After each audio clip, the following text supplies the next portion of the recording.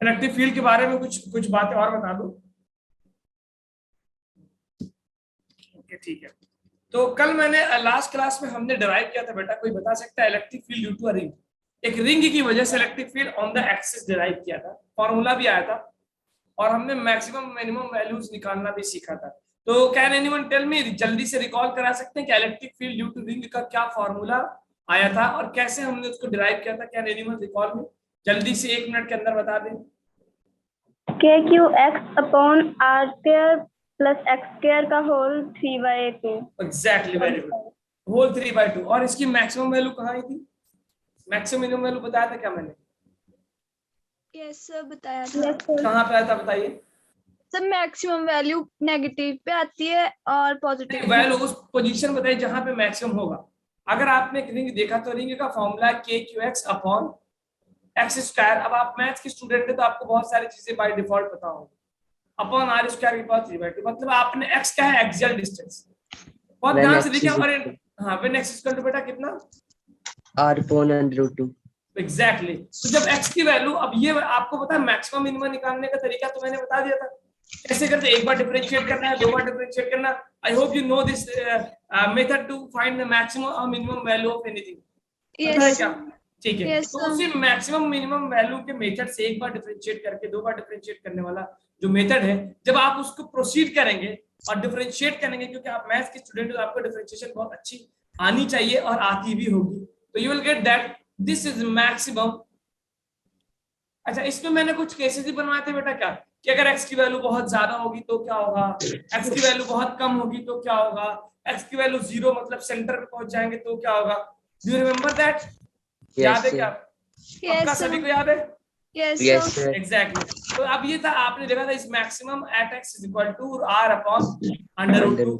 और आपको जब e मैक्स निकालना होगा बेटा, तो जहां जहां पे x है put x is equal to r/2, r/√2 रख देंगे तो आपको आंसर मिल जाएगा जो e की मैक्सिमम वैल्यू है। ये क्वेश्चन पूछा गया है। अच्छा, आप देखिए, अगर आप इसका ग्राफ बनाएंगे इलेक्ट्रिक फील्ड का, इलेक्ट्रिक फील्ड का ग्राफ बनाएंगे, मैं इसको ये लास्ट क्लास में हमने डिस्कस किया था, तो आप देखेंगे सेंटर पे इलेक्ट्रिक फील्ड क्या होगी, 0, क्योंकि x इक्वल टू 0 रखने पे आना भी चाहिए था। और जैसे जैसे आप दूर जाएंगे सेंटर से, आप देखेंगे इलेक्ट्रिक फील्ड की वैल्यू बढ़ेगी, फिर घटेगी, फिर कांस्टेंट हो जाएगी। और ये जो मैक्सिमम वैल्यू आएगा ये कितना, r/√2। Yes sir. और ये मेरे पास है क्या, e मैक्स। Yes sir. ठीक है। अच्छा, इसी तरह जब आप वैल्यू को, अगर आप रिंग के लेफ्ट साइड में जाएंगे तो लेफ्ट साइड में इलेक्ट्रिक फील्ड की वैल्यू नेगेटिव होगी, तो आई कैन से लाइक दिस, क्योंकि लेफ्ट साइड में रिंग के दोनों तरफ इलेक्ट्रिक होगा ना। अब मैंने तो सिर्फ पॉजिटिव साइड का निकाला है, तो नेगेटिव साइड में भी तो इलेक्ट्रिक फील्ड एग्जिस्ट कर रहा होगा, तो दैट विल बी व्हाट, ये रहा मेरे पास x is equal to, I can say minus r upon √2। मतलब एक रहा x रिंग के एक्सिस के राइट साइड का और एक रहा रिंग के एक्सिस का लेफ्ट साइड का। ठीक है। Yes sir.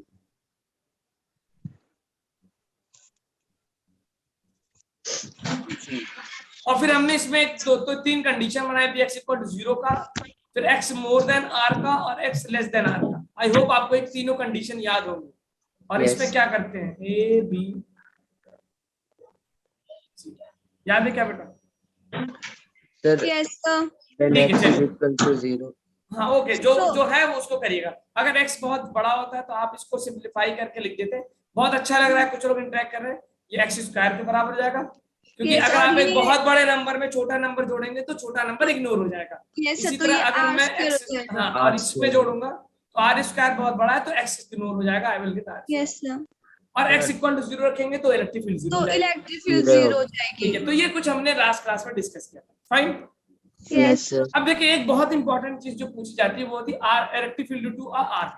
एक लास्ट टॉपिक लेके फिर मैं आपके पास आता हूँ इलेक्ट्रिक फ्लक्स पे। ये आप लोगों ने नोट कर लिया, आई थिंक ये तो पुरानी चीज है, कोई नई चीज तो है नहीं, it's not a new thing. Yes sir. ठीक है, सभी स्टूडेंट बताएं कौन कौन है यहाँ पे अवेलेबल। सुबह में अभिमन्यु, अमित है, अंजना है, दीक्षांत है, मानसी है, पलक, सिमरन है, सभी का नाम तो नहीं सकता। Is this clear? Yes sir. Yes sir. ठीक है बेटा। अब जो है हम आते हैं किसकी तरफ, let us come to, Neeraj भी आ गया, electric field due to arc of ring. Arc मतलब समझते, रिंग का एक टुकड़ा। Yes electric field, note heading डालिए और बहुत अच्छे से नोट्स बनाए, due to arc of a ring. कि फॉर एग्जांपल आपने कोई आर्क ले लिया, और ये रहा उसका सेंटर। अब मान लेते हैं कि एंगल आपने बना दिया, ये टोटल एंगल ले लिया अल्फा इधर से, अल्फा इधर से, टोटल एंगल ये मान लिया alpha alpha, total angle two alpha. अगर हमें निकालना हो कि बताओ इसका सेंटर ये है, यहाँ पे इलेक्ट्रिक फील्ड बताओ ओके, तो बेटा अगर कंटिन्यूअस सिस्टम होता है तो सबसे पहले क्या करते हैं, स्मॉल एलिमेंट चूज करते हैं, Yes, sir.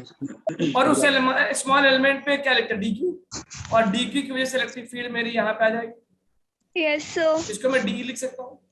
Yes, अच्छा, sir. इसके जस्ट अपोजिट एंगल पे, सेम एंगल पे मैं एक दूसरा एलिमेंट लूंगा और इसकी वजह से इलेक्ट्रिक फील्ड ऐसे आ जाएगी, Yes, sir. डी। अब अगर मैं मान लूं ये एंगल है थीटा, ये एंगल है थीटा, तो तुम्हें दिख रहा होगा कि साइन थीटा वाला ऊपर वाला जैसे हम करते हैं वर्टिकल कंपोनेंट्स ऊपर वाले कैंसिल हो जाएंगे क्या? Yes, Yes, sir. sir. चलो देखो, तो मैं ऊपर इसको रिजॉल्व अगर करूं तो मैं कर रहा हूं, अगर बताइएगा ये इसको क्या लिखूं, D sine theta. Yes. Sine theta नीचे D cos theta. Very good, exactly. और राइट साइड में इसका हॉरिजॉन्टल कंपोनेंट आ जाएगा D D cos theta. cos theta. Yes, sir.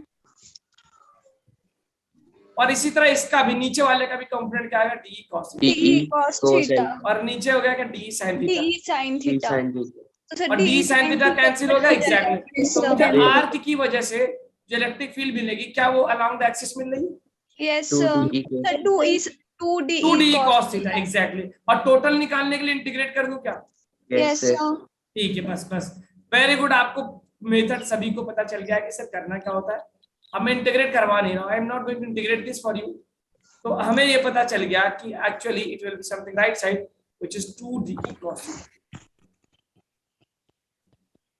ठीक है, अगर नेगेटिव होगा तो अंदर की तरफ आ जाएगा क्या, अगर नेगेटिव होगा अंदर की तरफ आ जाएगा, पॉजिटिव है तो अब देखो टोटल एंगल जो मैं सस्पेंड करा रहा हूं, angle which it is suspending is alpha and alpha, मतलब टोटल। सर जी आप डायग्राम फिर से ड्रॉ करेंगे? Yes of course I can draw the again, मैं फिर से ड्रॉ कर देता हूं। ये रहा इलेक्ट्रिक आर्क, राधिका बहुत ध्यान से देखिएगा, ये रहा सेंटर, मैंने ये जो है बीच से एक लाइन खींच दी, एक तरफ दोनों तरफ एंगल मान लिया मैंने, फिर स्मॉल एलिमेंट चूज किया यहाँ पे, इस स्मॉल एलिमेंट की वजह से यहाँ पे इलेक्ट्रिक फील्ड आ गई डी, उसके जस्ट उतने ही एंगल पे एक स्मॉल एलिमेंट लिया, उसकी वजह से इलेक्ट्रिक फील्ड इधर आ गई, फिर दोनों एंगल को क्या मान लिया, थीटा थीटा, और फिर मैंने उसका कंपोनेंट लिया है इसी। ओके राधिका, क्या आपको समझ में आया क्या? Are you getting this? ठीक है, चलिए ठीक है। तो मेरे पास अगर मैं कह रहा हूं total for total, what I do, I will integrate. Yes. तो बेसिकली देखिए मैं डायरेक्ट इंटीग्रेशन करने जा रहा हूं, मैं आपको प्रूफ, आप जब मैथमेटिक्स पढ़ेंगे तो वहां पे आपको इंटीग्रेशन का कंसेप्ट समझ में आएगा। तो this will be integration of 2d cos theta, 2D cos cos theta.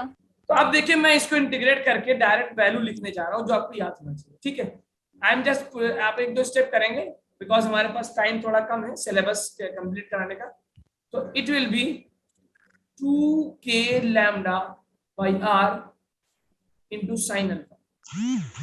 ये रिजल्ट याद रखिएगा कि आर्क Yes. की वजह से जो इलेक्ट्रिक फील्ड आती है वो आती है 2k लैम्डा बाई r। और मेथड आपको मैंने बता दिया कैसे होगा, स्मॉल एलिमेंट लेंगे, स्मॉल एलिमेंट को इंटीग्रेट करेंगे, इंटीग्रेट करने के बाद ये, ठीक है। अब लैम्डा क्या होता है, हाँ अभी मैं जान रहा हूँ। और लैम्डा का होता है चार्ज डेंसिटी, चार्ज डेंसिटी क्या होगा, charge upon length of Charge the upon length. Charge Yes. Arc length, arc length. Yes, sir. Can you find the arc length? और अल्फा क्या बेटा, अल्फा देखना क्या, अल्फा क्या है, आधा एंगल, हाफ एंगल, टोटल का आधा है, देखिए टोटल का आधा है, alpha is what, half Yes. Angle. So half आप लिख of लेना अल्फा हाफ एंगल है, half angle of the arc, half angle है। ये दो बातें बहुत इंपॉर्टेंट है। इंटीग्रेशन करने के बाद जो फार्मूला मुझे मिलेगा that will be 2k lambda by r into sin alpha. Negative होगा तो अंदर की तरफ आ जाएगा। Yes.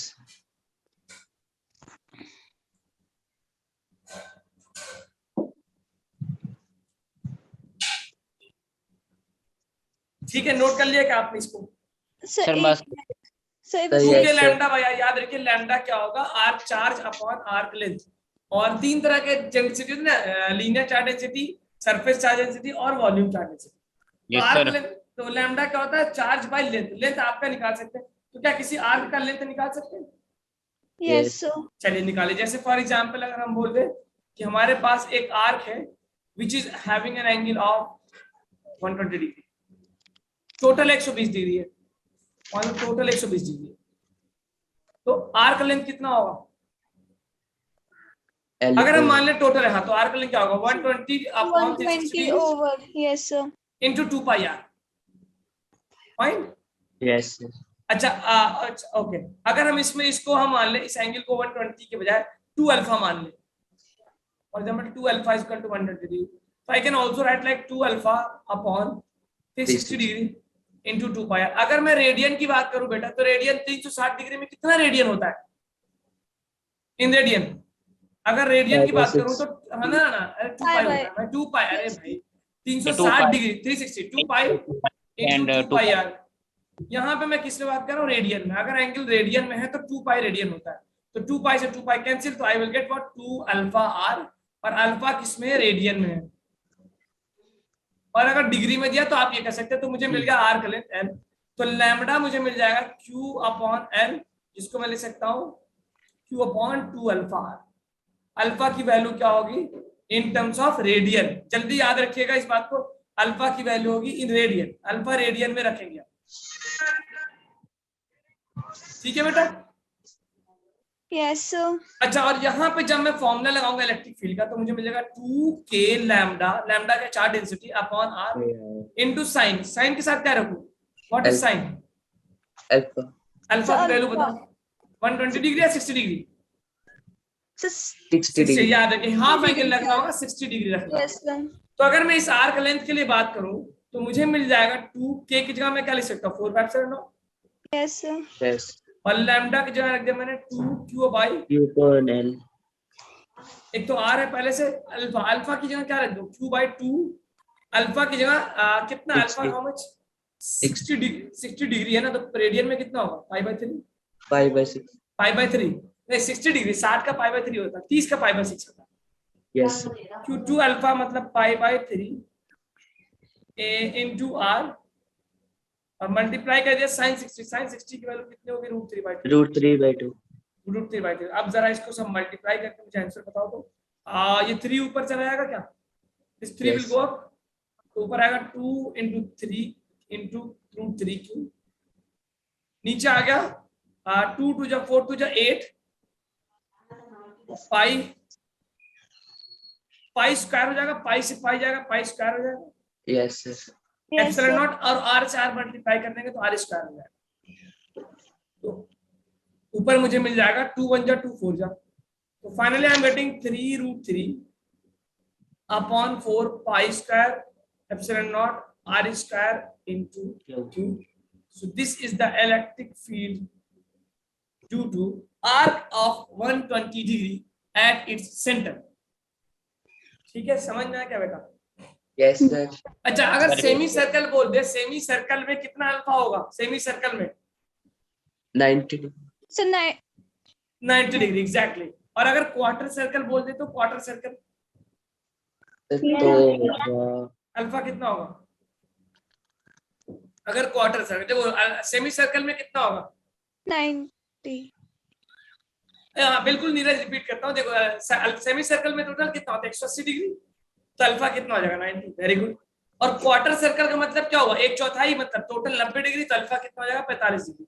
अब देखिए, मैं फिर से रिपीट करता हूँ, देखो बेटा, इसमें मैंने कहा था आपसे कि आई will get the formula of 2 alpha. ये फॉर्मूला हमने डिराइव किया इंटीग्रेट करके, मैंने आपसे कहा कि मैंने स्किप कर दिया है, डेरिवेशन में नहीं करा रहा उसको, ठीक है?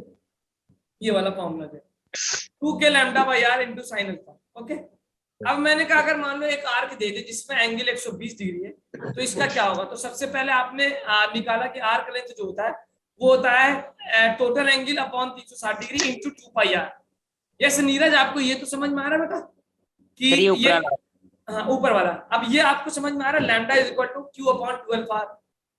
इतना भी ये भी समझ में आ रहा होगा नीरज आपको? Yes sir.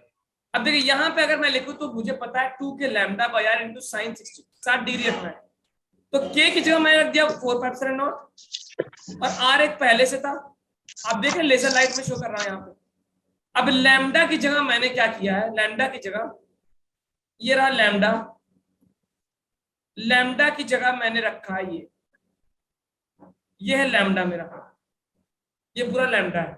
Q upon 2 alpha, alpha कितना है 60 डिग्री, 60 डिग्री का मतलब pi by 3 into r. Yes Neeraj, are you able to get this as lambda, जो ब्रैकेट के अंदर किया? Yes. और उसके बाद ये जो वैल्यू आई है ये क्या है? This is sin 60। Sin 60 degree. अब इसके बाद मैं 3 को ऊपर लेके चला गया। Yes sir.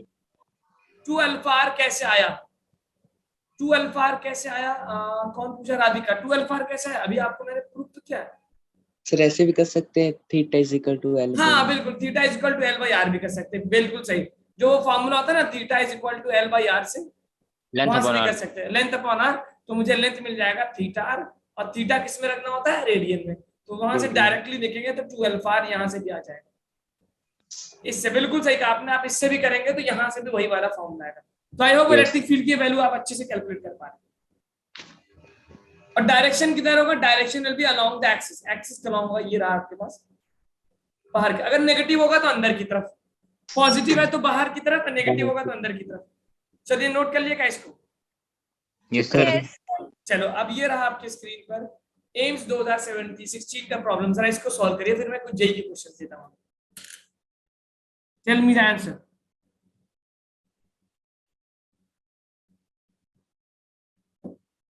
बहुत ध्यान से करिए और बताइए आंसर क्या हो।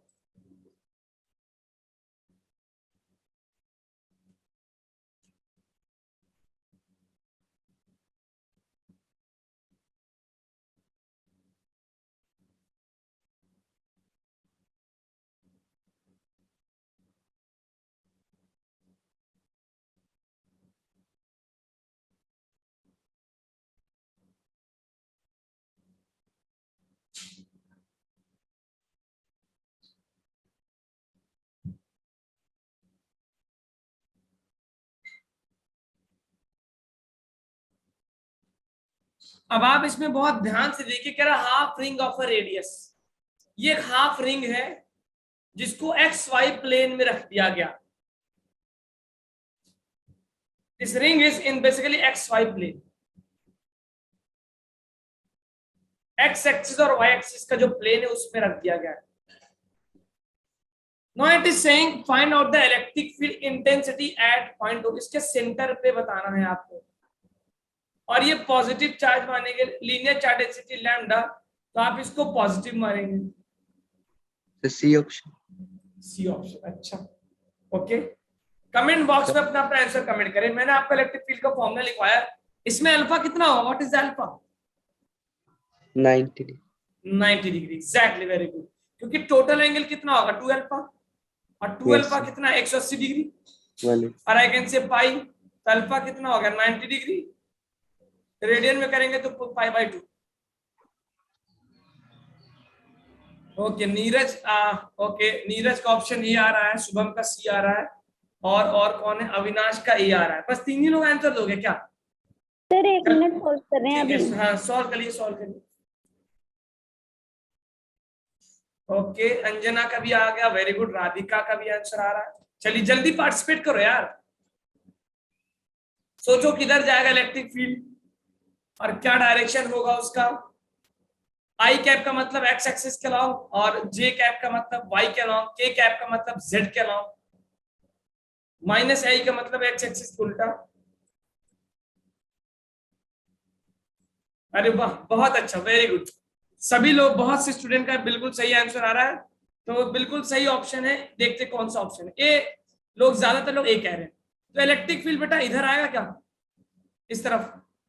पॉजिटिव की वजह से इलेक्ट्रिक फील्ड अपने से दूर फेंकेगा और नेगेटिव वाला अपने पास खींचता है। तो ये कौन सा डायरेक्शन है? आई कैप या माइनस आई कैप? पीछे की तरफ माइनस आई कैप। माइनस आई कैप। इसका मतलब ये प्लस वाले दोनों ऑप्शन तो खत्म हो गए, खत्म बात, फाइन। क्योंकि मुझे माइनस आई चाहिए। अब माइनस आई में देखेंगे इलेक्ट्रिक फील्ड की जो वैल्यू है, that is equal to what? 2k lambda by r. ठीक है, तो सबसे पहले मैं निकालता हूं लैम्डा। लैम्डा कितना है? क्यू बाई, अच्छा मुझे डायरेक्ट लैम्डा के टर्म में ही बताना है तो कोई दिक्कत ही नहीं होगा, इनटू साइन अल्फा।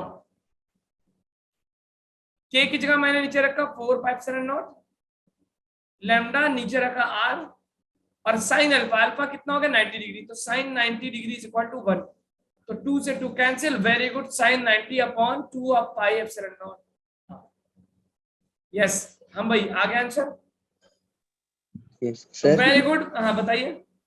सर हमें कैसे पता चला कि यहाँ पे पॉजिटिव चार्ज है? देखिए अगर वो नेगेटिव चार्ज होता है तो बोल देता है इट इज माइनस लैम्डा, अगर कुछ नहीं बोला तो you will assume it a positive charge, ये बाय डिफॉल्ट समझ लीजिए, if nothing mentioned by default it is a positive charge, अगर वो नेगेटिव होगा तो मेंशन करेगा, ठीक है। यस। तो आपके पास first is the correct option. इसी तरह एक और मेरे पास अभी 45 मिनट्स बने, तो मैं नेक्स्ट 15 मिनट तक एक और टॉपिक उठाता हूँ। तो मैंने रिंग एक कंटिन्यूअस चार्ज था जिसकी वजह से मैंने इलेक्ट्रिक फील्ड पता कर लिया, उसके बाद मैंने आर्क से इलेक्ट्रिक फील्ड पता कर लिया। अब एक होगा रॉड, एक आप लिखिएगा कि electric field due to a charge rod.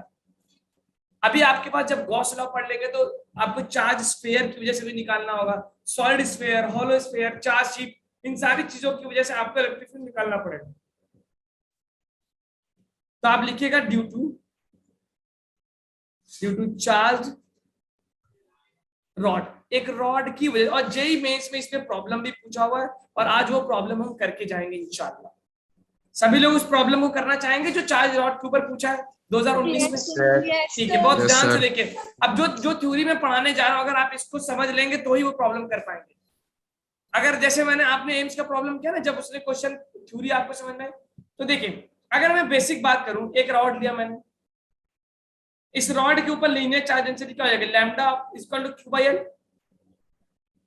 इसका लैम्डा कितना हो जाएगा बेटा, चार्ज अपॉन टोटल।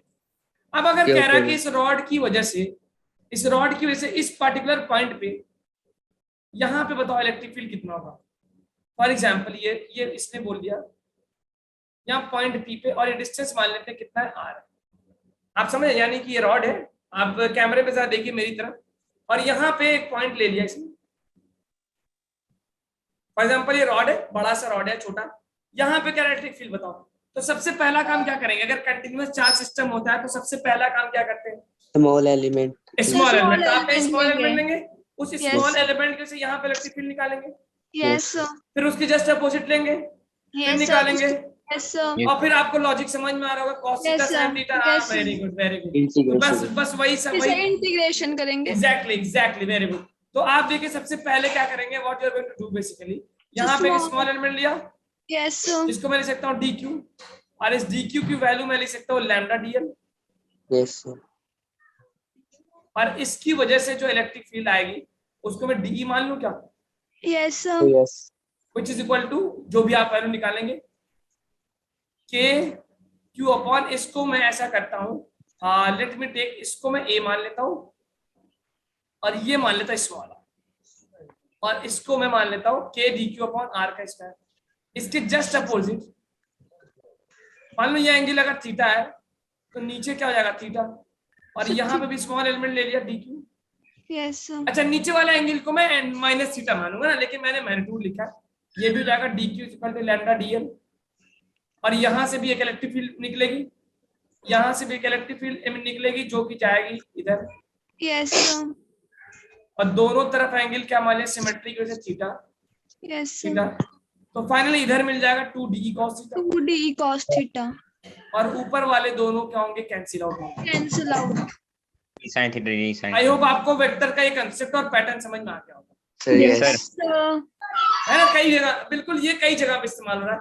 अब आपके पास टोटल के लिए क्या करेंगे, what I am going to do for total,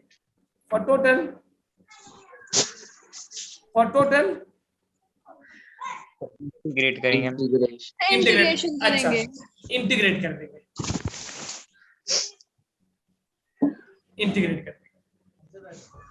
ठीक है बेटा, yes yes sir. Okay. For total ये आपने क्या कर दिया, इंटीग्रेट। अब देखिए मैं आपको एक और बात बता रहा हूँ, यहाँ तक नोट कर लिया, तो यहाँ पे एक मसला होने जाने वाला है, एक डिफरेंस आने वाला है। चलिए मैं आपको दिखाता हूँ, आर यू रेडी, आपने इसको नोट कर लिया। यस अगर मान लो रॉड का आपसे जो इलेक्ट्रिक फील्ड पूछ रहा है वो यहाँ पे पूछ रहा है, तो बेटा ये बताओ ऊपर वाला एंगल और नीचे वाला एंगल क्या बराबर है, नो सर। तो क्या आप d sin थीटा कैंसिल होगा, नो सर। अब तो नहीं होगा। एग्जैक्टली वेरी गुड, यही मैं आपसे बताना चाह रहा था कि रॉड के केस में जरूरी नहीं, अगर मान लो ये तुम मान लो θ1 और ये तुम मान लो θ2 और ये पॉजिटिव चार्ज है, तो बेटा ये बताओ किधर ज्यादा चार्ज है, नीचे की तरफ? Yes sir. Yes, अगर इसका मतलब इलेक्ट्रिक फील्ड ऊपर की तरफ आ जाएगी क्या? yes, sir. Yes sir. Okay ठीक। अगर यही चीज मैं ऐसे बना दूं, मान लो ये पॉइंट यहाँ ले लें, तो अब नीचे वाला एंगल क्या जाएगा कम, Yes, sir. और ऊपर वाला क्या जाएगा ज्यादा? ज्यादा, yes, sir. तो अब टोटल इलेक्ट्रिक फील्ड जो आएगी वो हॉरिजॉन्टल आएगी या थोड़ा सा नीचे झुका हुआ आएगा? Sir, नीचे झुकी हुई आएगी. इसका नीचे आएगा। Yes, sir. अच्छा, और अगर बिल्कुल बीच में रख दूं देन? परपेंडिकुलर। Sir, आगे को आएगी मतलब.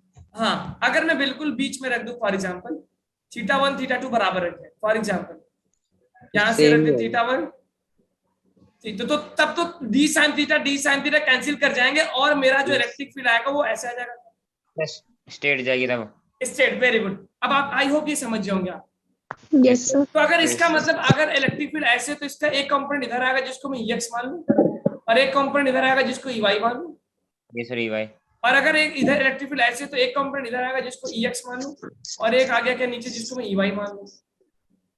Yes sir. और अगर दोनों मिड पॉइंट पे है तो ये सिर्फ EX आएगा, ओनली EX। ठीक है बेटा? Yes, sir.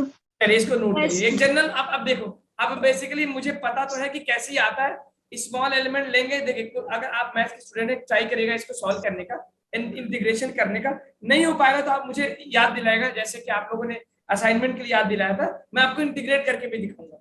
लेकिन अभी मुझे सिलेबस को थोड़ा आगे बढ़ाना है, तो इसलिए मैं आपको फॉर्मूला इंटीग्रेशन उसका स्किप कर रहा हूँ। Yes, sir. लेकिन अगर आप इंटरेस्टेड है तो आप मुझे जरूर बताइएगा, हम उसका इंटीग्रेशन करके आपको दिखाएंगे। तो I am going to integrate this for total. एक मिनट ये वाली स्लाइड. हाँ ठीक है, मैं टोटल के लिए इंटीग्रेट करने जा रहा हूँ। I am going to do the integration for total, और आपको रिजल्ट बताने जा रहा हूँ कि कैसे आएगा। तो तीनों केस का रिजल्ट मैं बताऊंगा, जब इलेक्ट्रिक फील्ड ऊपर की तरफ हो, जब इलेक्ट्रिक फील्ड नीचे की तरफ हो, और जब बिल्कुल बीच में होगा तो इलेक्ट्रिक फील्ड ओनली EX होगा, there will be no EY। यहाँ पे EY क्या हो जाएगा? 0। यस सर। क्या आपने ये तीनों डायग्राम बना ली? Yes, sir. अच्छा चलिए, तो अब इंटीग्रेट करके मैं दिखाता हूँ। फॉर एग्जांपल ये आपने लिया रॉड, और आपने कहीं बीच में पॉइंट ले लिया, और ये रहा एंगल फॉर एग्जांपल θ1 उद्धम एंड से, और ये एंगल कितना रहा? तो इसके दो कंपोनेंट होंगे बेटा, एक होगा EX Yes, और EY। और एक होगा ऊपर आई। अब ये फॉर्मूला याद रखिएगा, मैं ऐसे असेंबली के लिए याद करवा रहा हूँ आपको। तो EX का जो फॉर्मूला है इंटीग्रेट करने का, वो फॉर्मूला आता है बेटा, याद रखिएगा, K लैम्डा अपॉन A क्या डिस्टेंस, ब्रैकेट में आ जाएगा साइन, ये बहुत कॉमन फॉर्मूला, आप इसको बार बार देखेंगे, sin θ1 प्लस sin θ2। ठीक है? Yes, और sir. EY जो आएगा वो याद रखना, वो आएगा K lambda by A cos θ2 θ2 plus cos θ1. cos theta minus cos theta. ये दो फॉर्मूले याद रखना। और ये मैंने EY कब माना? I have assumed EY। याद रखना ये फॉर्मूला क्या है। देखो θ1 मैंने ऊपर माना है, हिंदी में लिख लो चाहे, और θ2 किधर माना? नीचे। ये ऊपर वाला है और θ2 किधर है? नीचे वाला। और मैंने EY को कहाँ माना था? अपने से ऊपर। EY किधर माना था? ऊपर माना था।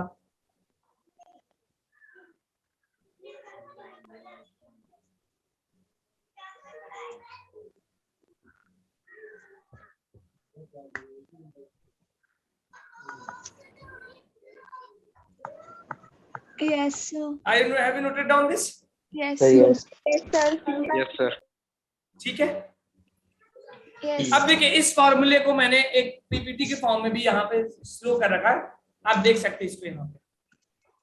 तो नेट इलेक्ट्रिक फील्ड कितना हो जाएगा बेटा? अगर दो इलेक्ट्रिक फील्ड परपेंडिकुलर है तो यहाँ पे एक इलेक्ट्रिक फील्ड EX आ गया, EY, तो क्या रिजल्टेंट मिला? जो रिजल्टेंट इलेक्ट्रिक फील्ड E होगा, यस क्या सर। क्या होता है? दो वेक्टर्स का रिजल्टेंट क्या होता है? √a² plus b² plus 2ab cos theta. अब यहाँ पे तो थीटा 90 डिग्री है, तो cos 90 क्या हो जाता है? 0। 0 तो इसका मतलब इलेक्ट्रिक फील्ड की वैल्यू हो जाएगी √EX² plus EY². EY²। और आप EX और EY यहाँ से निकाल सकते हैं। Sir yes. निकाल लिया? फाइन। निकाल सकते हो क्या? Yes, sir. अच्छा अगर मान लो आपसे ये एंगल पूछे ले कि बताओ इलेक्ट्रिक फील्ड का कितना एंगल होगा, तो आप क्या यहाँ से tan अल्फा की value E Y by E X लिख सकते हो, क्योंकि अगर आप एक ट्राइंगल बनाओगे तो ये वाला क्या होगा ई वाई, और ये वाला क्या होगा ई एक्स, और ये Yes, क्या sir. होगा अल्फा। तो tan थीटा क्या होता है? Perpendicular upon base E Upon by B. base. Yes, sir. तो ओके, तो आपको अगर एंगल पूछेगा तो आप एंगल भी निकाल सकते हैं, ठीक है। Yes sir. चलिए Yes, sir. अब इस कंसेप्ट पे बेस्ड एक क्वेश्चन पूछा गया है जेईई मेंस में, चले उस प्रॉब्लम की तरफ। Yes, sir. चलो देखो ये रहा क्वेश्चन आपका जेईई मेंस 2019 में पूछा हुआ प्रॉब्लम, Yes, sir. करते हैं. सॉल्व करो, नोट करो इसको और सॉल्व करो।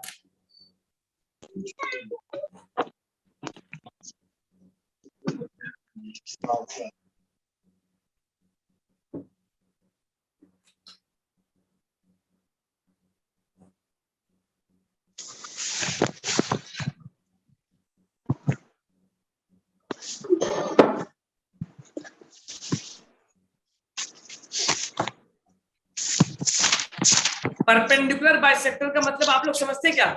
Yes, बिल्कुल sir. बीच में, it is in Yes, between, बिल्कुल sir. बीच में। चलिए सॉल्व करिए जल्दी से।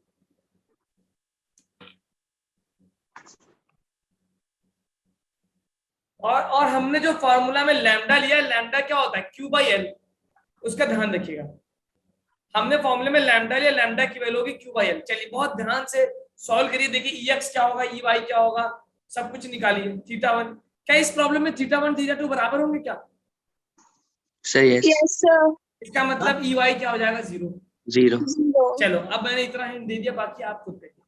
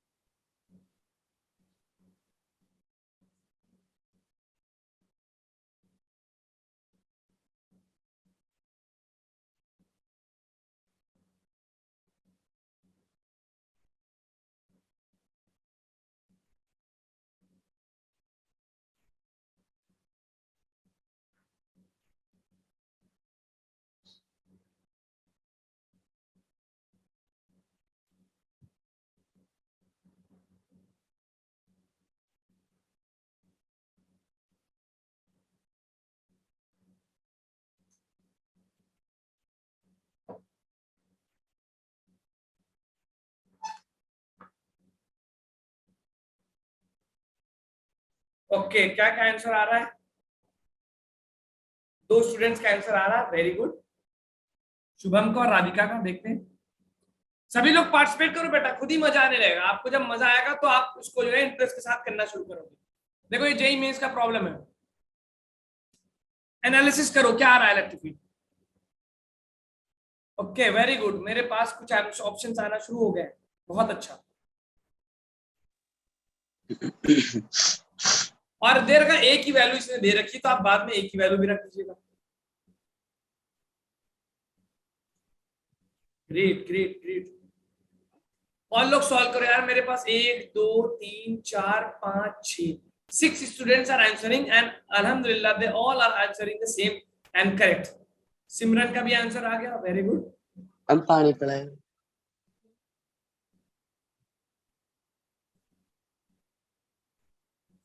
कम से कम यार 30 लोगों में से 15 लोगों का तो आंसर आना चाहिए। मैं 30 सेकंड और वेट करूंगा।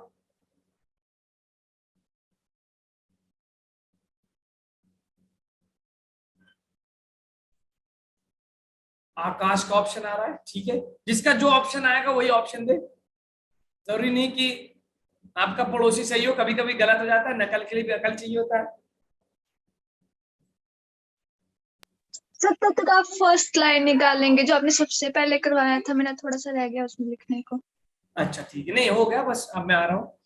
देखिए तो इसमें आपने देखा लाइन चार्ज की वजह से इलेक्ट्रिक फील्ड, आपने जो बेसिक इंटीग्रेशन डिफरेंशिएशन वाला फॉर्मूला आपके पास, यू विल गेट दिस, ये रहा basically, you will get for example, इसको क्या मान लिया आपने, this will be what, theta, और ये भी क्या मान लिया, थीटा, दोनों बराबर है। तो जब थीटा थीटा बराबर है तो ई वाई तो मेरे पास 0 हो जाएगा, और बचेगा क्या, सिर्फ ई एक्स बचेगा। Yes sir. फाइन। अब देखो यहां से मुझे क्या फॉर्मूला होता है, ई एक्स का वैल्यू है मेरे पास के लैम्डा बाई आर को मैंने सॉरी ए लिख रखा है, into sine a theta plus sine theta, sine theta. Yes तो सर। क्या 2 साइन थीटा हो जाएगा, मतलब फॉर्मूला Yes, बन गया sir. 2 Yes, के sir. लैम्डा अपॉन ए इनटू साइन थीटा। अब ए की वैल्यू दी हुई है, और लैम्डा क्या हो जाएगा मेरे पास, charge density sir Q 2 by upon L. L, okay, और ए की वैल्यू मुझे दे रखी क्या, √3 अपॉन 2l। अब अच्छा यहां से मुझे एक काम और करना होगा बेटा, व्हाट, पहले मुझे निकालना होगा साइन थीटा की वैल्यू। तो साइन थीटा कितना हो जाएगा, देखो ये लेंथ कितना हो गया, 60 डिग्री हो जाएगा। 60 डिग्री हो जाएगा पक्का, ओके देखते हैं, ये l/2 है, और ये कितना है, √3/2l। तो पहले आप थीटा निकाल लो कितना है, थीटा क्या होता है, परपेंडिकुलर अपॉन बेस। तो अगर मैं चेक करूं यहां से, तो I am getting tan theta हो जाएगा परपेंडिकुलर अपॉन बेस, परपेंडिकुलर कितना आ गया l/2, और बेस कितना है √3/2 into l, 2 से 2 कैंसिल, l से l cancel, I am getting 1/√3 आ रहा है। तो 1/√3 कितना हो गया, 30 डिग्री। 30 डिग्री। सर मैंने बोथ को मिला के 60 डिग्री बोला था। बोथ को कैसे, हाँ अच्छा ठीक है, तो थीटा मुझे मिल गया 30 डिग्री, साइन 30 डिग्री। अब इसका मतलब साइन, जब फॉर्मूले में मैं EX में साइन 30 रखूंगा तो 1/2 रखूंगा। चलिए मैं सारे वैल्यूज को धीरे धीरे रखना शुरू कर रहा हूँ, and let me tell me the value। तो I am just putting the values 1 by 1। आप मुझे बताओ क्या EX की वैल्यू कितनी आ गई, 2, K की जगह रख दिया मैंने 4 पाई एप्सिलॉन,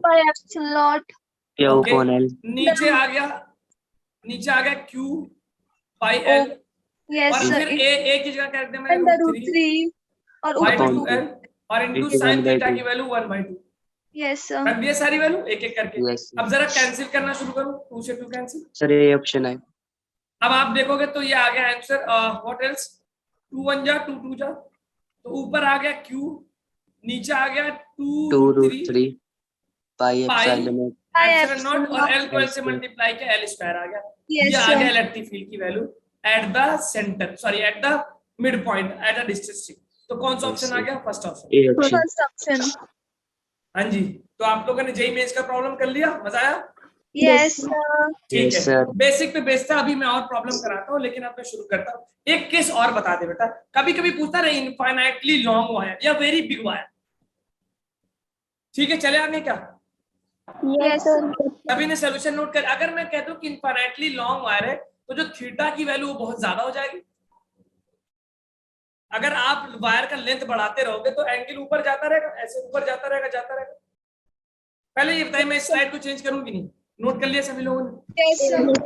भाई अच्छे स्टूडेंट बुरे स्टूडेंट जो भी हैं, सभी स्टूडेंट्स, खैर स्टूडेंट्स कोई बुरा नहीं होता, वो तो मेहनत की बात होती है, जो मेहनत करेगा आगे रहेगा, और जो नहीं करेगा पीछे रहेगा। तो आगे और पीछे जो है सभी लोगों ने नोट कर लिया, तो आगे बढ़ते हैं। तो देखिए मैं एक बात बताऊं, एक केस आता है जिसमें होता है इनफाइनाइटली लॉन्ग रॉड। अगर आपने एक रॉड ले लिया जो कि इनफाइनाइटली लॉन्ग है, बहुत बड़ा रॉड है, तो जैसा देखो बेटा, अगर मैं ये बोल लूं कि ये मेरे पास थीटा है ना, अगर आप रॉड की लेंथ बढ़ाओगे तो थीटा की वैल्यू बढ़ती जाएगी क्या? Yes sir. और अगर आप इनफाइनाइटली लॉन्ग वायर ले लोगे तो ये लगभग लाइन सीधी हो जाएगी। अगर आप बहुत ऊपर जाओगे तो इसका मतलब क्या बोल सकता हूँ कि ये लगभग 90 डिग्री हो जाएगा क्या? थीटा 90 हो जाएगा। 90 डिग्री हो जाएगा। इसी तरह नीचे भी क्या हो जाएगा, 90 डिग्री हो जाएगा। अगर आप इनफाइनाइटली लॉन्ग रॉड लेंगे, मतलब बहुत लंबा रॉड है, तो क्या मैं उस केस में θ1 और θ2 को 90 मान सकता हूँ क्या? याद रखना, क्या मैं उस केस में θ1 और θ2 को 90 मान सकता हूँ अगर इनफाइनाइटली लॉन्ग रॉड है? Yes sir. Infinitely long rod को ऐसे शो करेंगे, तो किसी भी पॉइंट पे अगर मैं निकालूंगा तो EX कितना हो जाएगा, K lambda upon A sin 90 plus sin 90, और sin 90 की वैल्यू कितनी हो गई 1, तो ये क्या बन जाएगा 2K lambda by A। 2K lambda by A, अच्छा, और EY क्या हो जाएगा, 0 हो जाएगा, 0 0 जैसे। E हो जाएगा 0। ठीक है, तो याद रखना इनफाइनाइटली लॉन्ग रॉड या वेरी बिग रॉड बोल देगा तो उस केस में आप θ1 θ2 90 रख देंगे, बिकॉज ये बहुत ज्यादा, ये ऊपर कहीं जाके मिलेगा ना, तो I can assume this to be infinitely long rod, बिल्कुल ऊपर जाके मिलेगा, तो मैं मान सकता हूं कि ये 90 डिग्री अज्यूम करेंगे। I hope you are getting, सभी को समझ में आ रहा है कि मैंने θ1 θ2 कैसे 90 लिया है, Yes sir. Because infinitely long rod में देखो, आप समझो इस बात को, ये रॉड है ना, ये एंगल है, जैसे जैसे मैं लेंथ बढ़ाता जा रहा हूँ ये एंगल खड़ा होता जा रहा है, ओके इट इज बिकमिंग, और जब इनफाइनाइटली लॉन्ग वायर करूंगा तो ये बिल्कुल लगभग सीधा हो जाएगा, क्या बिल्कुल इंफिनिटी पे जाके मिलेगा वहां पे, and I can assume this angle to be 90 degree. Yes sir.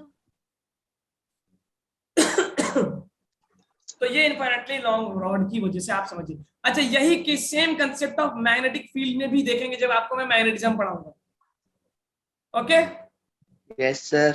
चलो। अच्छा, अब कभी कभी क्या रहता है, इनफाइनाइटली लॉन्ग रॉड के बजाय इलेक्ट्रिक फ्लक्स का टॉपिक आ गया, उससे पहले मैं आपको पढ़ाता हूँ, इनफाइनाइटली लॉन्ग रॉड के एंड पे रखा गया। अगर हम बोल दे कि at the end of, heading डालिएगा, at the end of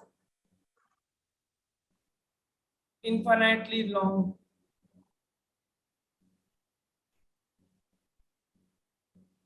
rod, एक इनफाइनाइटली लॉन्ग रॉड के एंड पे, मतलब for example infinitely long rod है और यहां पे पॉइंट रखा हुआ है, तो आप ये बता सकते हो कि देखो बेटा θ1 तो ऊपर वाला होगा,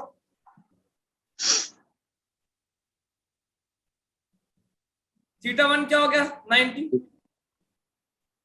θ2 और 0 θ2 कितना हो जाएगा 0, बिकॉज θ2 क्या होता है, ये लाइन होगी θ2 ये, Yes sir. यस तो सर। हॉरिजॉन्टल को हॉरिजॉन्टल से कितना लोगे 0 0, एग्जैक्टली 0 हो गया। और जो इलेक्ट्रिक फील्ड आएगी, क्या अब वो इलेक्ट्रिक फील्ड इस तरह होगी क्या, इधर EX और एक EY नीचे की तरफ आने लगेगा, Yes sir. और अगर Same ही है। नेगेटिव, हाँ जी, नहीं नीचे की तरफ आएगी ना इलेक्ट्रिक फील्ड, तो इलेक्ट्रिक फील्ड का जब EX का फॉर्मूला लगाओगे तो क्या लिखोगे, K lambda upon A sine theta मतलब 90 minus sine sin 0, exactly, very good, बहुत अच्छा बहुत अच्छा।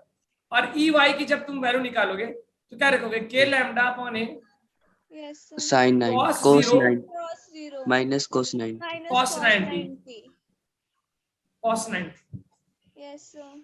ठीक है, तो cos 90 की वैल्यू, अच्छा cos 90 की वैल्यू क्या होती है 0 0 होती है। यार मैंने जो है एक मिस्टेक हो गया ऊपर, आप जरा इसको करेक्ट कर लीजिए, यहाँ पे जो मैंने ऊपर मार्क करवाया है ये एरो ऊपर नहीं एक्चुअली नीचे होगा, ठीक है, इसको करेक्ट कर लीजिए, ये वाला ये एरो ऊपर नहीं, इसको जरा करेक्ट कर लीजिए, क्योंकि अगर θ1 θ2 आपने माना है, सभी लोग अपने पेज पे जाएं और प्लीज ये करेक्शन कर लें कि यह आएगा EX और EY हमने क्या मान लिया, नीचे मान लिया EY, तो प्लीज इसको डायग्राम को कट करें और ये नीचे बना दें। तो सर हमने जो दूसरा वाला बनाया उसमें भी चेंज होगा? हाँ उसमें भी चेंज करना होगा, सॉरी फॉर दिस, लेकिन क्योंकि हमने जो फॉर्मूला डिराइव किया ना cos, अगर आप देखिए cos θ1 पहले लिखेंगे तो ऊपर मानेंगे और cos θ2 पहले लिखेंगे तो नीचे मानेंगे। सर तो वो दूसरी वाली स्लाइड पे कर लो। इसमें भी ये गलत आ गया, सॉरी, इसमें भी ये जो है ये वाला जो ऊपर है वो नीचे रहेगा, ठीक है, चलिए आप लोगों ने सही कर लिया क्या इसको, यस सर। चलो देखो बस अब इलेक्ट्रिक फ्लक्स स्टार्ट करना है, तो यहां से देखो बेटा मेरा EY आ गया, तो अब यहां से अगर लेट मी से तो sin 90 की वैल्यू क्या होगी 1 और sin 0 की वैल्यू क्या होगी 0, cos 90 की वैल्यू 0, cos 0 की वैल्यू 1, तो अब अगर मैं EX की वैल्यू निकालूंगा तो ये बन जाएगा K lambda by A, yes और इसकी वैल्यू भी क्या हो जाएगी K lambda by A। K lambda by A। तो क्या इलेक्ट्रिक फील्ड अगर दो वेक्टर इक्वल मैग्नीट्यूड के होते तो इलेक्ट्रिक फील्ड बिल्कुल बीच से निकल जाता है क्या, यस सर। Yes sir. ठीक है, अब याद रखिएगा, अब इस E की वैल्यू क्या हो जाएगी under root under root E X square plus E Y square. ठीक है भाई, चलो नोट करो इसको और जल्दी आगे बढ़ते। नेगेटिव होगा तो अंदर की तरफ चलाए, नेगेटिव चार्ज होगा तो आप ख्याल रखिएगा वो अंदर की तरफ चलाएगा, it will be towards inside. Done sir. Done. Yes sir. चलिए ये दो बातें हो गई, अब हम आते हैं नए टॉपिक की तरफ which is electric flux. Electric flux, electric field का टॉपिक बहुत अच्छे से कवर कर लिया आप लोगों ने। तो आप जरा बताता हूं, मैं रिवाइज करूं आपको। इलेक्ट्रिक फील्ड किस किस पॉइंट की वजह से निकाला मैंने? Point charge. पॉइंट चार्ज के बाद हमने निकाला क्या? रिंग। रिंग के बाद क्या निकाला? आर्क। आर्क के बाद क्या निकाला? रॉड। अब आपके पास क्या क्या बचा हुआ है? एक सरफेस की वजह से इलेक्ट्रिक फील्ड निकालना होगा, प्लस एक सॉलिड स्फीयर की वजह से इलेक्ट्रिक फील्ड निकालना होगा। तो दो इलेक्ट्रिक फील्ड बचे हुए, कौन कौन से बेटा? एक सरफेस और दूसरा स्फीयर की वजह से इलेक्ट्रिक फील्ड बचे हुए, solid sphere, volume charge density वाला। तो वो हम करेंगे क्या? गॉस लॉ पढ़ने के बाद। अभी आप पढ़िए इलेक्ट्रिक फ्लक्स। ओके, कोई बता सकता है anyone what is electric flux? बहुत ध्यान से डालिएगा, what is electric flux? Number of field lines passing through the area. Okay ठीक है, पहले ये बताओ फ्लक्स क्या होता है? फ्लक्स, अब देखो इसमें दो तीन टर्म्स की रिक्वायरमेंट है। पहले ये बताओ, क्या आप जानते हो what is dot product of the vectors? Yes sir. क्या होता है dot product? A dot B, A B cos theta. A B cos theta. अगर जैसे मैं बोल दूं वेक्टर, एक वेक्टर ए दे दिया आई कैप माइनस जे कैप प्लस 2 के कैप, और दूसरा वेक्टर बी दे दिया है 2 आई कैप प्लस जे कैप माइनस के कैप। अगर हम बोले इसका ए डॉट बी करके बताओ, जल्दी बताओ ए डॉट बी क्या होगा?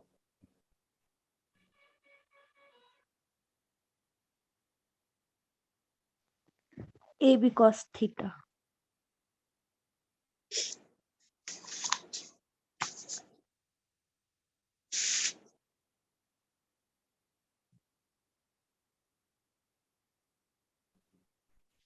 Okay, A dot B, what is the answer बेटा? इसका वैल्यू बताइए। ए डॉट बी क्या? स्केलर होता है ना, स्केलर।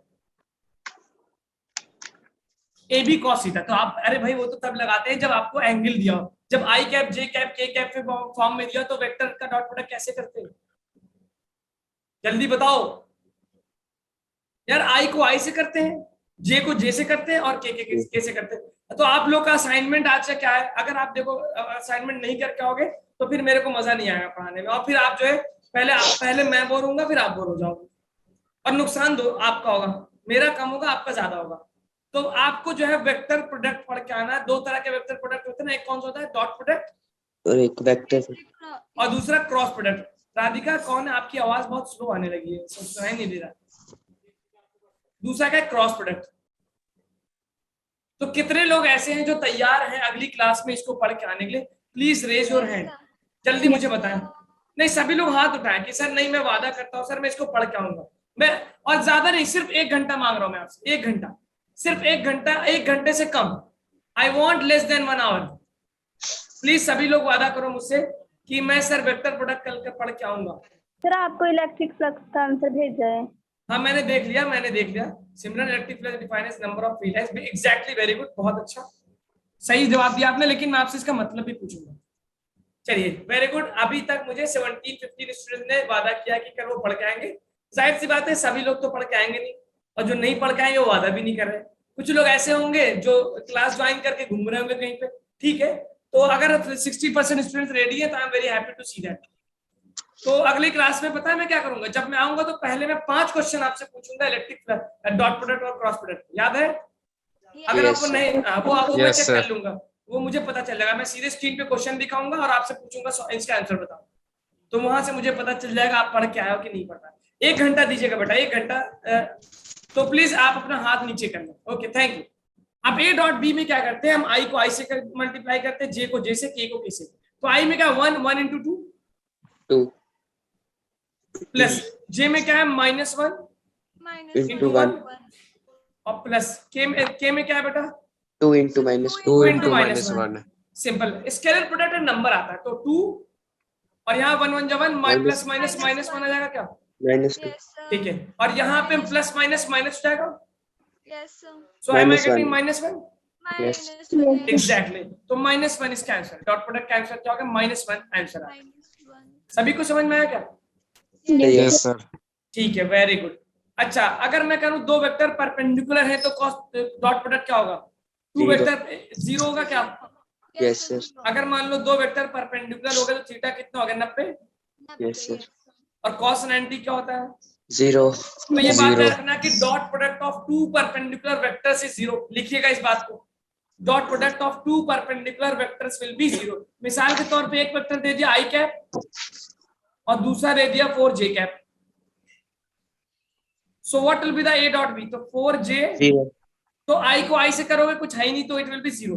तो दो परपेंडिकुलर वेक्टर्स का डॉट प्रोडक्ट क्या होता है? जीरो होता है। याद रख लो बेटा,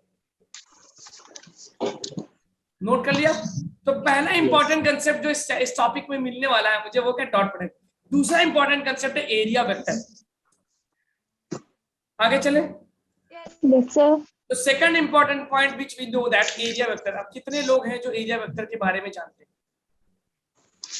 समझ अब आप चलो एरिया तो एक स्केलर क्वांटिटी होती है ना सर, और ये परपेंडिकुलर होता है सरफेस के। एग्जैक्टली कौन बोला ये? नाम बताना जरा। परपेंडिकुलर होता है सरफेस के। एग्जैक्टली तो Yes. एरिया तो स्केलर होता है। तो एरिया वेक्टर क्या हो गया?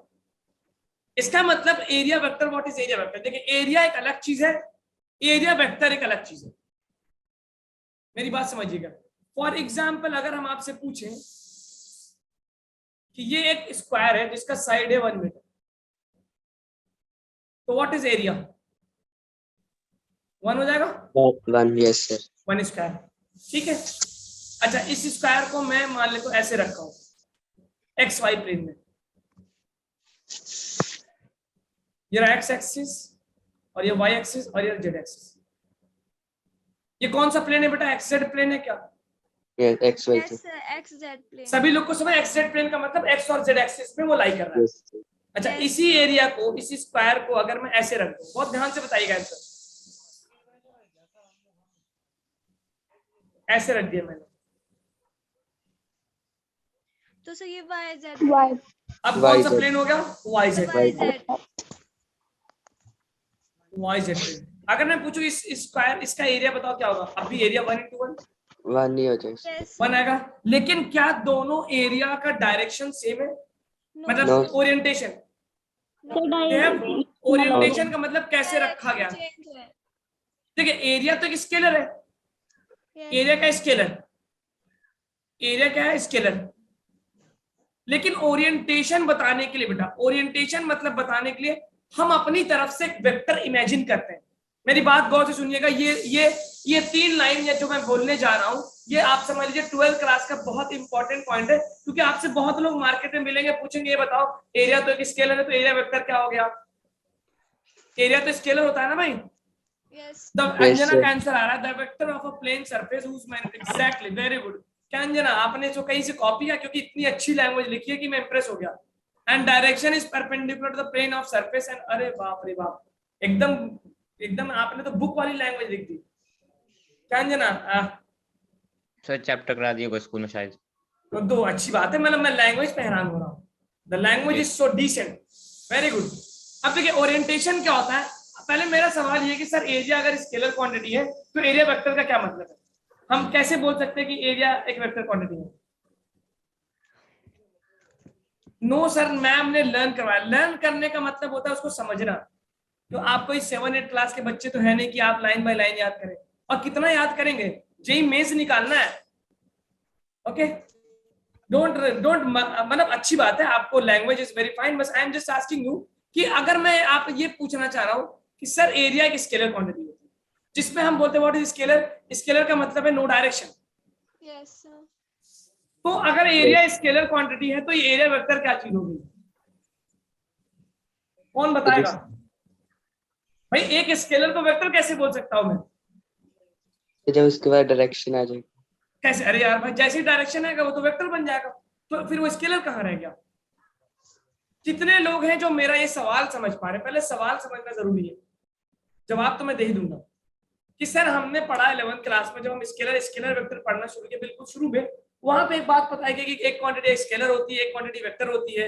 स्केलर क्वांटिटीज वो होती है जिनके पास डायरेक्शन नहीं होता, वेक्टर क्वांटिटीज वो होती है जिनके पास डायरेक्शन होता है। उसमें बहुत सारे एग्जांपल दिए गए, जैसे फोर्स वेक्टर है, वेलोसिटी वेक्टर है, एक्सेलरेशन वेक्टर है। मोमेंटम वेक्टर है, कुछ स्केलर क्वांटिटीज के नाम भी गिनाए गए, क्या क्या गिनाए गए थे, मास एक स्केलर क्वांटिटी हो गई, टेम्परेचर एक स्केलर क्वांटिटी हो गई, स्पीड एक स्केलर क्वांटिटी हो गई, डिस्टेंस एक स्केलर क्वांटिटी हो गई, उसमें एरिया भी स्केलर था और वॉल्यूम भी स्केलर था और लेंथ भी स्केलर था। तो सर हमने तो पढ़ा था कि एरिया की स्केलर क्वांटिटी है, डायरेक्शन नहीं होता, और यहाँ पे आप पढ़ा रहे हो एरिया वेक्टर। यस अब ये है मेरा डाउट, कौन है जो मेरे डाउट को क्लियर करेगा, सोच के बताओ जल्दी। सर बिकॉज इसके पास मैग्नीट्यूड और डायरेक्शन दोनों होते हैं। तो अगर वो मैग्नीट्यूड और डायरेक्शन है बेटा, तो फिर तो उसको मुझे वेक्टर बोलना चाहिए ना। तो जब आपने एरिया पढ़ा था तो आप एरिया को स्केलर क्यों बोलते हो? और सही बात है यार, स्केलर देखो, आप फॉर एग्जांपल मैं कह दूं कि देखो ये मोबाइल है, ठीक है, रेक्टेंगुलर शेप में मोबाइल। अब इस रेक्टेंगल का कुछ एरिया होगा, मान लो ये 10 सेंटीमीटर, मान लो ये 5 सेंटीमीटर है और ये 2 सेंटीमीटर। अब मैं इसका एरिया पूछूं, बताओ एरिया क्या होगा? 10 बोल देंगे, 5 into 10 बोलो भाई 10। Yes sir. अगर आप इसको कैसे भी रखो, कैसे भी ओपन करो, always you will get what, same area. Yes sir. तो इसका मतलब ये हुआ कि आप किसी भी एरिया को कैसे भी रखे, वैल्यू तो सेम आएगी, तो डायरेक्शन होता ही नहीं। तो what is area vector?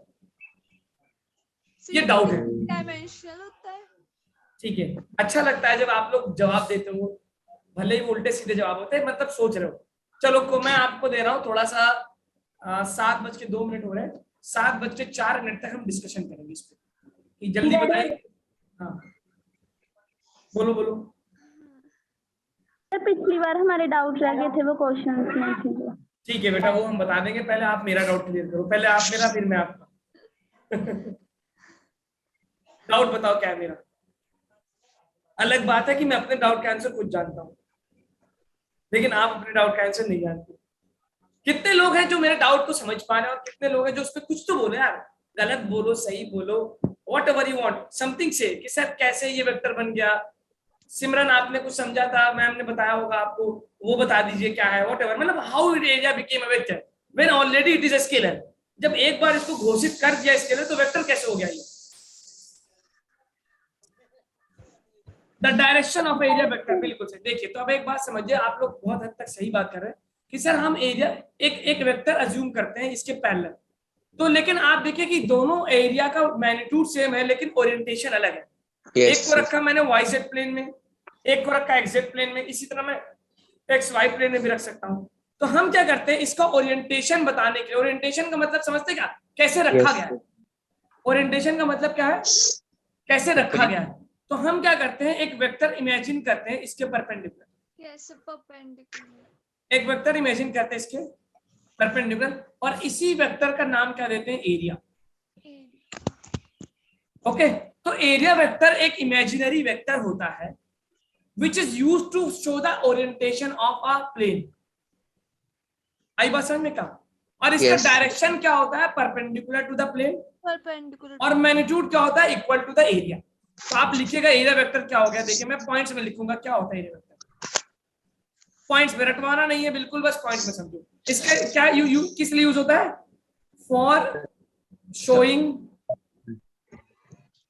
Orientation of a plane, कि कोई प्लेन कैसे रखा हुआ है उसको बताने के लिए हम एरिया वेक्टर यूज करते हैं।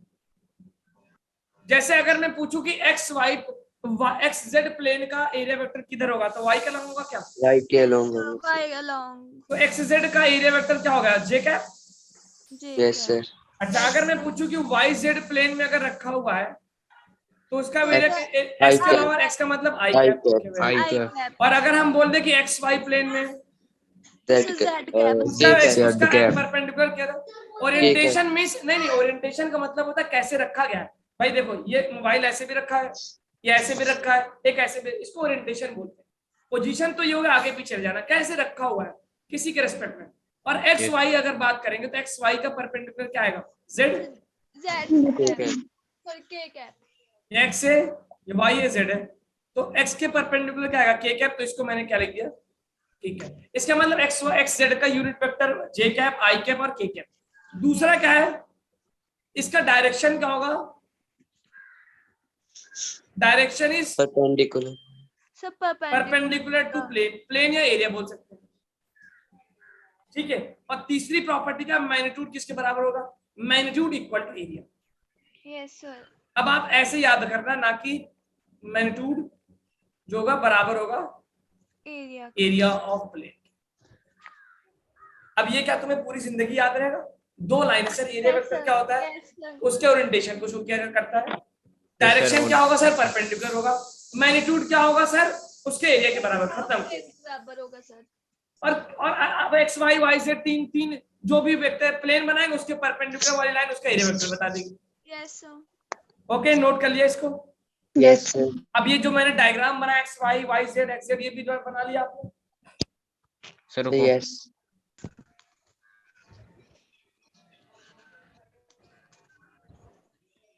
यस सर, बना लिए। बना लिया, ठीक है। रुको, हो गए सर। अच्छा, अगर मैं ये बात बोलूं कि आपके पास फॉर एग्जांपल देखिए, अगर हमने एक प्लेन लिया तो इस प्लेन का एरिया वेक्टर तो कांस्टेंट होगा, इसको ए वेक्टर लिख देते हैं। लेकिन अगर मैं प्लेन के बजाय एक स्फेरिकल सरफेस ले लूं, स्फेरिकल सरफेस, तो इसका एरिया वेक्टर क्या होगा? ये तो कांस्टेंट होगा नहीं, क्योंकि हर पॉइंट पे यस सर कांस्टेंट नहीं है। की वैल्यू ना ना ना, देखिए एरिया वेक्टर इसका कांस्टेंट नहीं होगा। अगर कोई कर्व्ड सरफेस है बेटा, curved surface, yes sir. Yes तो कर्व्ड सरफेस का एरिया क्या होगा? ओके ठीक है, तो it will B along the perpendicular. तो आपको पता है कि किसी भी कर्व Tangent. सरफेस का ना ना टेंजेंट तो पैरेलल होता है, ये अलोंग द रेडियस होगा क्या? Yes sir. अच्छा, इसको मैं डीए लिखूंगा, क्यों बेटा? क्योंकि जब मैं हर पॉइंट स्मॉल एलिमेंट चूज कर रहा हूं तो एरिया वेक्टर भी क्या होगा? स्मॉल। अच्छा, अगर यहां की बात करूंगा तो D it will B D और यहां की बात करूंगा तो डी ए। अच्छा, तो ये बताओ क्या स्फेरिकल सरफेस का एरिया वेक्टर कांस्टेंट है क्या? No not constant. तो आप लिखेंगे फॉर कर्व्ड सरफेस, किसी भी कर्व्ड सरफेस पे एरिया वेक्टर जो होगा वो not constant. Sir repeat not constant. देखिए, मैंने कहा कि एक स्फेरिकल सरफेस चूज किया। मैं आपको एक minute sir want to explain is Gauss theorem. बिल्कुल मैं गॉस थ्योरम कहूंगा, आप घबराइए मत। अगर आपको ना ये सारी चीजें क्लियर है तो गॉस थ्योरम पानी की तरह क्लियर होगा, don't worry. Gauss theorem will be a very easy thing for you, don't worry about the Gauss theorem. मैं आपको सब कवर कराऊंगा। मुझे पता है ना किस चीज को पढ़ाने के लिए किस चीज की जरूरत होती है। मैं ये बोल रहा हूँ फॉर एग्जाम्पल, एक मिनट जरा मैं एक चीज लिखा है। Yes sir.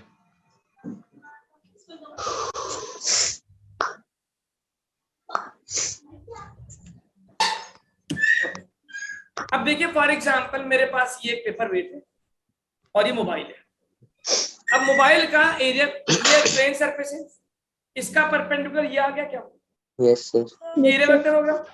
अच्छा, ऐसे रख दूंगा तो एरिया वेक्टर ये हो जाएगा, यस सर। और ऐसे रख दूंगा तो एरिया वेक्टर ये हो जाएगा। Yes sir. फाइन।